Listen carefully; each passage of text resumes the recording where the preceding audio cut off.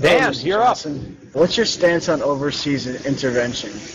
Just generally speaking, we shouldn't be intervening in other countries' affairs. I was opposed to Iraq before we went into Iraq. I did not see a military threat from Iraq. I think we have the military surveillance capability to see that kind of thing happening, a military threat. And if it happens, we can deal with it. But there needs to be a military threat. I didn't see it in Iraq, and I thought if we went into Iraq, we would find ourselves in a civil war to which there would be no end. Afghanistan, I thought that was completely warranted. We were attacked. We attacked back. But after having been in Afghanistan for 6 months, we wiped out Al-Qaeda. That was 10 years ago. So we're building roads, schools, bridges, highways, and hospitals in Iraq and Afghanistan and other parts of the world, and we're borrowing 43 cents out of every dollar, borrowing and printing money to the tune of 43 cents out of every dollar. I think that's crazy. Let's get out of Iraq, get out of Afghanistan. I also would not have been involved in Libya and issued a paper regarding Libya. Where in the Constitution does it say that because we don't like a foreign leader, we should go in and topple that foreign leader? Haven't we injected ourselves in a civil war in Libya?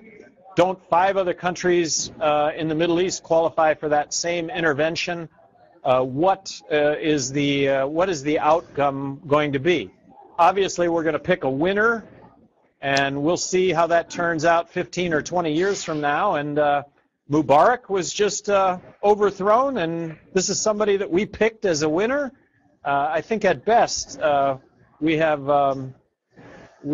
mixed results when it comes to picking winners and losers. Yeah, and another interesting point is about Uganda. I didn't know it was a bill passed until like a few weeks ago that it passed overwhelmingly that there was a call for intervention in Uganda by the American people. That was a bit of a surprise. The news was kind of trying to say it was a backroom deal, but no, there was a college group that came over to my school, and they were pretty much just showing off the bill, saying, oh, we presented a bill that called the U.S. government to intervene in Uganda, and this is completely justified. Well, so the example of the Lord's Resistance Army, in looking at this, yes, it was a bill presented to Congress based on what I understand with regard to the situation. I would have signed the legislation also based on what I understand, that this is a marauding band of about 300. It's a finite group. That over the last several decades, they may be the worst terrorist group on the planet over the last 20 years, being directly responsible for tens of thousands of murders, mutilations, rapes. This was legislation that, and correct me if I'm wrong, but I think it was signed about a year ago. I think I would have sent in a volunteer force. And dealt with the whole 300 marauding band.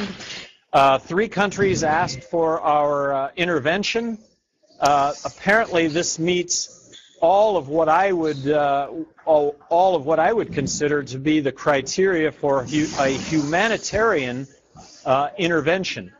In my opinion, our national security is not being threatened at all by the Lord's Resistance Army.